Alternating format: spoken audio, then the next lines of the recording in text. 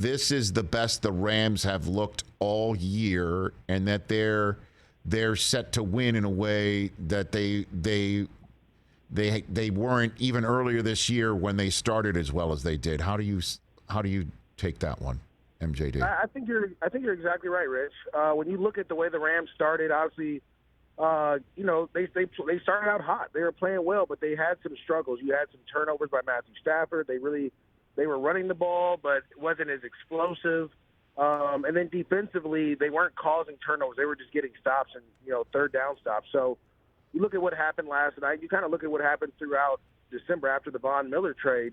You're starting to see more sacks. You're starting to see pressure from different guys.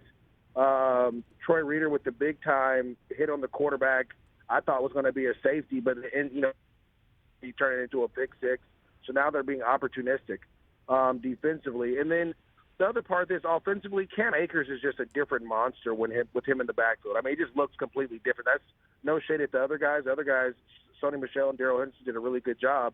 But you see a difference with Cam Akers there with his ability out of the backfield to run routes or to line up a receiver and have a mismatch on linebackers. And then last but not least, special teams.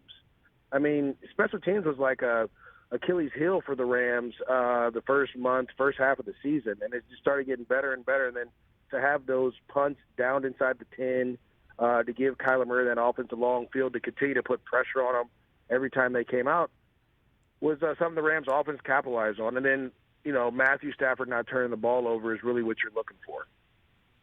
And they're just Cam Akers is a difference maker.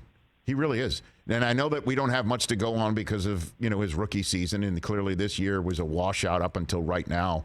But I mean, he's a matchup problem, outside the numbers too, as we saw a couple times last night. He's got burst. He can also break tackles.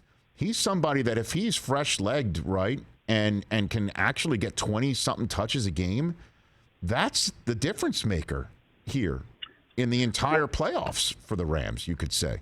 You could make that case.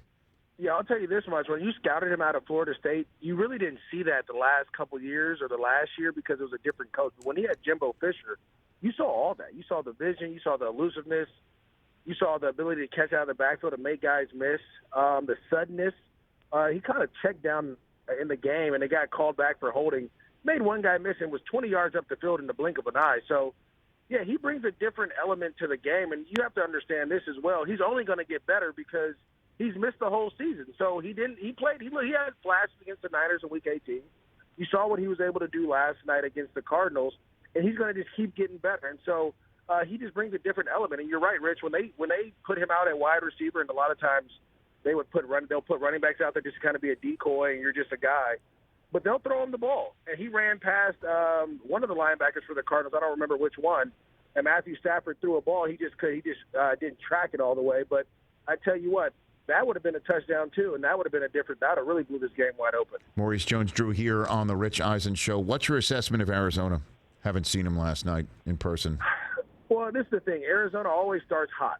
They start hot, and then they all, for some reason, they just tail off at the end of the year. So why is that? Why would that possibly, what could something like that be attributed to? Everybody's throwing it on the coach because he had the same problems in his 5 years at Texas in college. So what do you got for me on that, do you think? It's a run game. It's not having a consistent run game, right? When your quarterback is a part of it, that, the read option, that doesn't work in the National Football League late in the year. You have to be able to turn around and hand the football off. And they showed elements and flashes of that last night, but it wasn't consistent, right? And I think a lot of times we get caught up in this air raid thing. We want to throw the ball, and it's awesome. But to win football games in the National Football League late in the year, you have to be able to turn around and hand the football off. And your offensive line needs to go forward, not sideways. And when you do that, you start to wear on the defense. And listen, I get it. Kyler Murray is a tremendous athlete, but he wasn't willing to run last night either. And that was a problem too. If I'm Kliff Kingsbury, I'm saying, listen, we only have one game, a one-game season. I need you to break some tackles or make some guys miss and start getting yards. Did you not see Josh Allen against the New England Patriots?